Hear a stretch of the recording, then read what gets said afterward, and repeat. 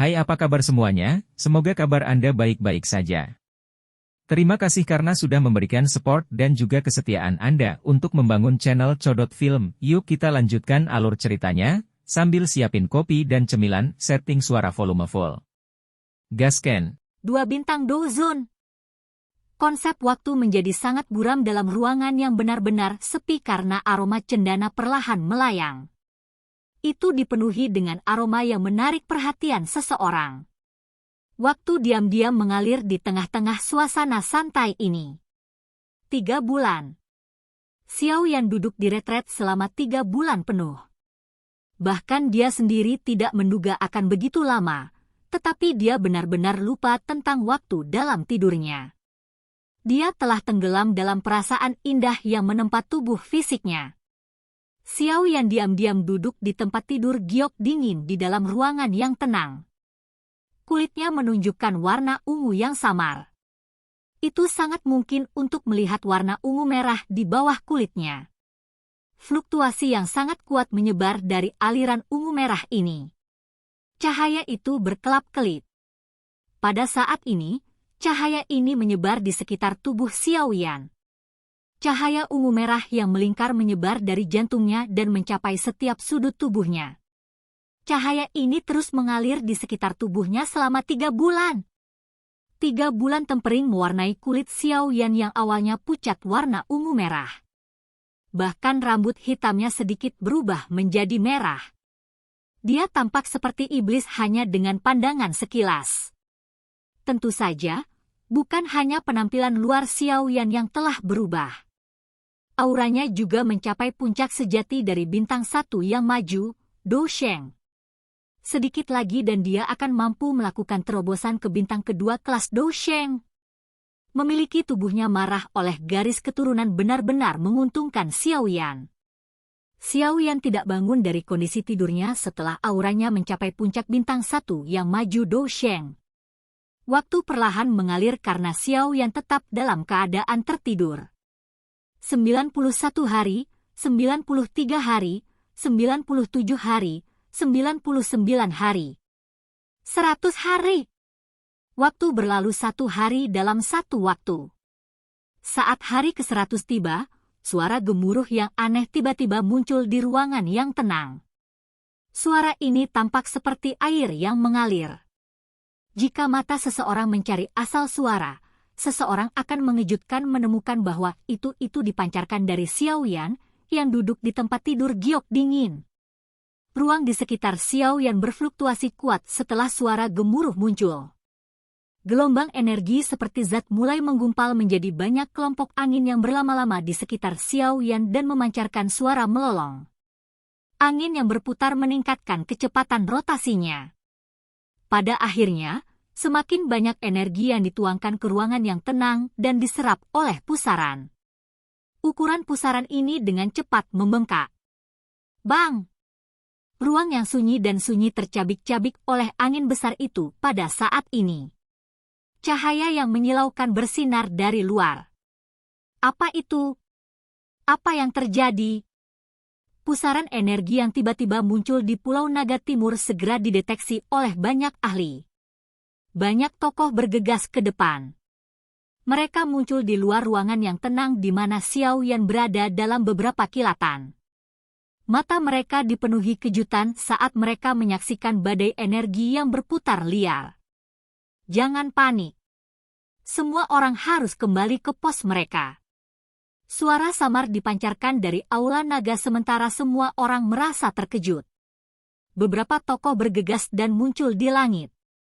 Angka-angka itu adalah Ziyan dan kelompok dokter peri kecil. Para anggota klan naga Fate kuno buru-buru membungkuk setelah melihat Ziyan. Semuanya mulai perlahan menarik jarak tertentu. Aku bertanya-tanya mengapa dia membutuhkan waktu yang lama untuk memulihkan diri. Dia sebenarnya berniat melakukan terobosan. Ziyan melayang di langit. Dia menatap Xiao Yan yang berada di dalam pusaran dan tertawa. The Little Fairy Doctor dan King Lin di samping juga diam-diam menghela nafas lega. Mereka sangat khawatir di dalam hati mereka selama 3 bulan ini. Jika Ziyan tidak menjamin bahwa itu tidak akan ada yang terjadi, mereka tidak akan mampu menghentikan diri mereka dari paksa menerobos masuk ke dalam ruangan. Setelah semua, cedera yang Xiao Yan menderita kali ini terlalu parah. Semua orang khawatir sesuatu yang tidak diinginkan mungkin terjadi padanya. Untungnya, hal terburuk yang mereka bayangkan tidak terjadi. Di sisi lain, Xiao Yan akhirnya diberkati oleh bencana ini. Dia telah meminjam kekuatan garis darah di dalam tubuhnya untuk berusaha mencapai bintang kedua dari kelas Dou Sheng. Saudara Xiao Yan memang orang yang luar biasa. Dia hanyalah seorang awal Dou Sheng beberapa bulan yang lalu. Sekarang, dia mengalami kesempatan untuk menerobos bintang kedua. Yao Ming di samping juga mengeluarkan pujian sepenuh hati. Meskipun ia kadang-kadang kembali ke suku Pithon 900 dalam periode ini, telah menghabiskan sebagian besar waktunya di Pulau Naga Timur. Sudah sulit baginya untuk menemukan kesempatan untuk meraih dukungan besar seperti Naga Fate kuno. Tentu saja, dia akan berusaha untuk menemukan banyak peluang yang dia bisa, terutama sekarang bahwa itu Pulau Naga Timur menunjukkan tanda-tanda penyatuan kembali suku Naga Fate kuno. Sementara semua orang di langit sedang membahas transformasi Xiao Yan, energi yang mengalir ke pusaran dari lingkungan menjadi lebih menakutkan. Pada akhirnya, pusaran bahkan menjadi kental. Tetes energi samar-samar bisa terlihat mengambang di sekitar pusaran. Mereka secara bertahap memancarkan fluktuasi yang menakutkan yang mengubah ekspresi orang lain sementara pusaran diputar. Seiring meningkatnya jumlah energi yang terkumpul menjadi tetesan energi, pusaran energi itu berubah menjadi pusaran energi. Dalam beberapa menit, energi terakhir juga teraglomerasi menjadi tetesan cairan dan bergabung dengan pusaran air yang sangat besar. Bang! Seluruh pusaran mulai bergetar hebat saat pusaran berubah menjadi pusaran air. Segera setelah itu, Xiao Yan, yang turun ke tidur 100 hari, tiba-tiba membuka kedua matanya. Dua lampu ungu merah yang mengejutkan keluar dari mereka. Dua lampu ungu merah melesat ke arah langit. Banyak anggota dari suku naga kuno di Pulau Naga Timur merasakan tekanan aneh dari cahaya ungu merah ini. Tekanan berasal dari garis keturunan mereka. Ini, tekanan dari Dragon Emperor Bloodline? Mengapa itu muncul di tubuhnya? Banyak anggota suku naga kuno tercengang karena tekanan ini. Kejutan melintas di wajah Xian saat dia berdiri di langit. Dia bisa merasakan perasaan familiar dari dalam cahaya. Ini adalah kekuatan garis keturunan naga Phoenix. Selain itu, ini dicampur dengan beberapa energi lain. Mereka secara alami tidak menyadari bahwa itu kekuatan garis darah Xiao yang adalah penggabungan garis keturunan klan Xiao, garis darah Gu Clan, dan garis keturunan naga Phoenix. Dengan demikian, akan ada aroma naga Phoenix untuk itu. Xiao Yan melebar mulutnya tiba-tiba sementara banyak seruan terdengar di Pulau Naga Timur. Semua orang dengan cepat melihat pusaran energi yang sangat besar itu berubah menjadi pilar air yang dimakan oleh Xiao Yan. Bang! Tempat tidur batu giok dingin yang telah diletakkan Xiao Yan hancur berkeping-keping setelah tetes terakhir cairan energi tersedot ke tubuh Xiao Yan. Sebuah aura yang luar biasa menakutkan perlahan menyebar keluar dari tubuhnya dan menutupi seluruh pulau. Keberhasilan! Kelompok Ziyan perlahan menghela napas lega di dalam hati mereka setelah merasakan aura yang menakutkan. Mata mereka dipenuhi dengan sukacita. Xiao Yan mengangkat kepalanya dan perlahan menghembuskan nafas penuh kental. Udara ini diaglomerasi bersama dan berubah menjadi setetes cairan yang jatuh ke debu giok dingin di bawah. Sebuah cahaya melintas dan potongan-potongan debu batu giok yang dingin itu kembali ke platform batu. Selain itu, ada fluktuasi energi yang sangat mengejutkan yang dipancarkan samar-samar dari platform. Xiao Yan berdiri setelah mengeluarkan nafas panjang. Dia mengepalkan tangannya dan kekuatan yang sangat kuat menyebar dari setiap sel di dalam tubuhnya dengan kecepatan seperti kilat. Betapa kuatnya tubuh fisik. Xiao Yan sebentar merasakan kondisi tubuhnya dan sukacita melintas di matanya. Setelah ditenangkan oleh darahnya selama 3 bulan ini, kekuatan tubuh fisiknya mungkin tidak akan kalah dengan naga Void kuno. Aku benar-benar mendapat berkah dari bencana kali ini.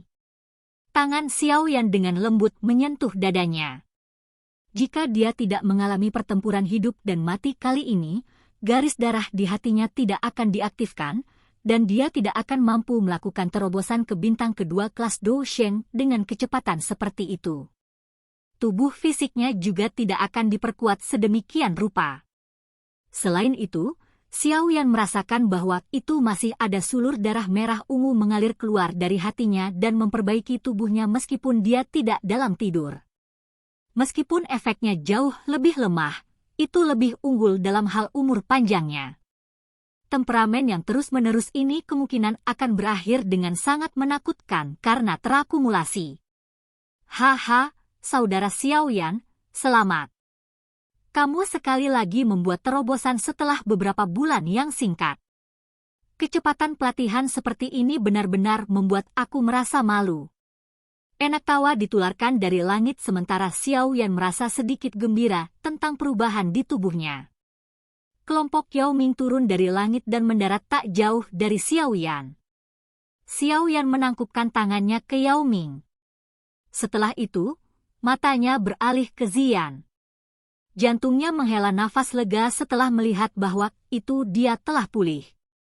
Tampaknya Ziyan juga telah pulih dari keadaan lemahnya saat itu. Berapa lama retret aku ini berlangsung?